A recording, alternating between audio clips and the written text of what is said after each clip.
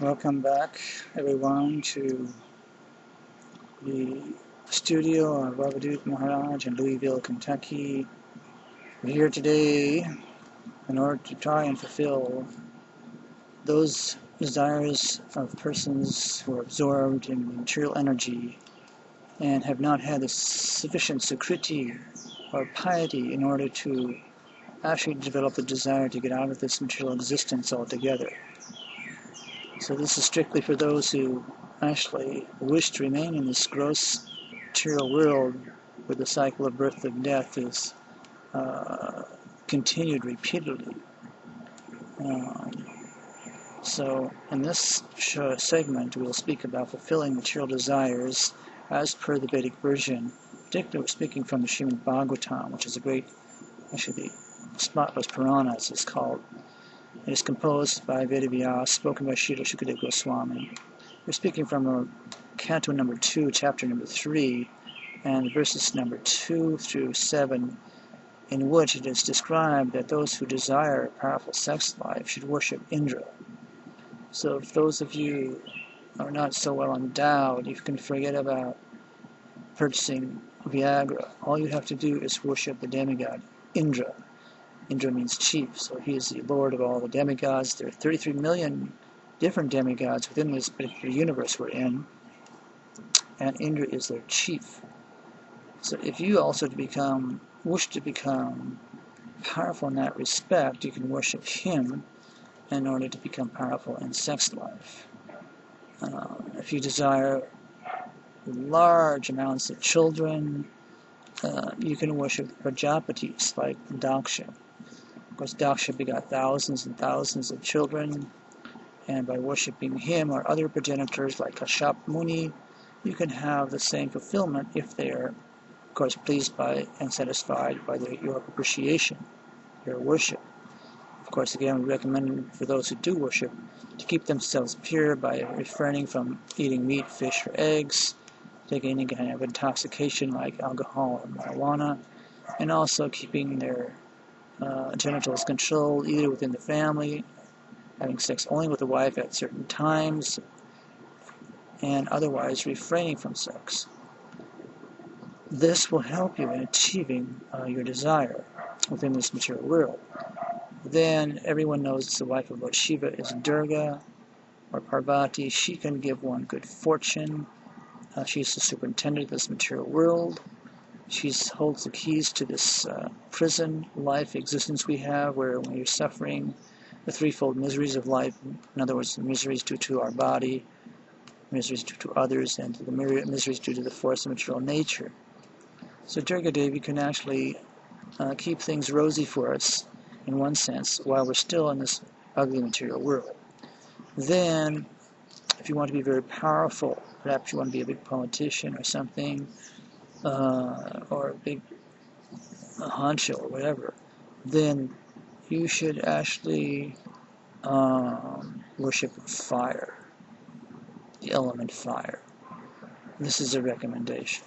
So that you can do in your own house. You must have some kind of fireplace in your house, otherwise you can make a pit of fire, and you can do that morning and evening, or at least once a day, worship that fire.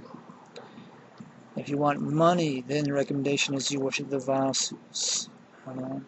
Forget about these impersonal empowerment programs, rich dad, poor dad. Better you just worship the Vasus to fulfill your desires in the material world.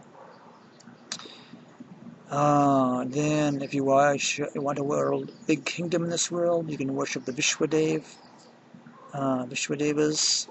That's if you want a huge kingdom, you want to be a king, proprietor.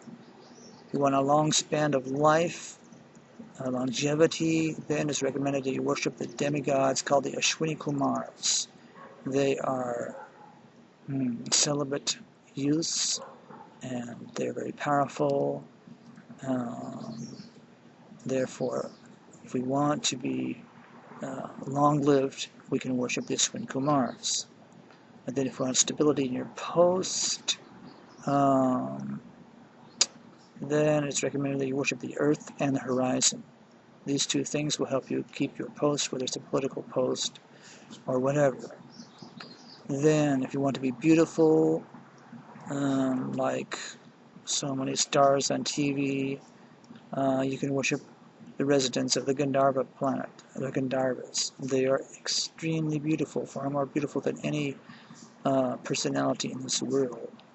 So the Gandharva Loka residents, they can fulfill your desire. Then, if you desire a good wife, it's recommended you worship the Apsaras, which are like angels in the higher planets, and particularly Urvasi, who's the most beautiful of all the society girls of heaven. And if you desire domination over others, then you can worship Lord Brahma. Lord Brahma is the creator of this universe. He's very notable in the Bhagavad-gita, Brahma Punaloka. He lives on the highest planet in this universe. Of course, he has to die at the end of his time, 100 years, so also given. But in his 100 years, of course, are like 300, more than 300 trillion of our years.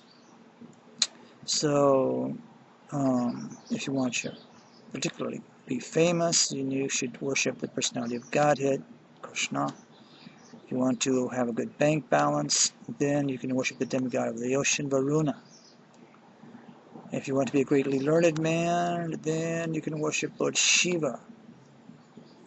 His wife, also Uma, can be worshipped for good marital relationships. So if you're having a problem with your marital relations, you want to resolve it, forget about paying somebody, a psychologist, a psychiatrist. All you should do is worship Parvati or Uma, the wife of Lord Shiva.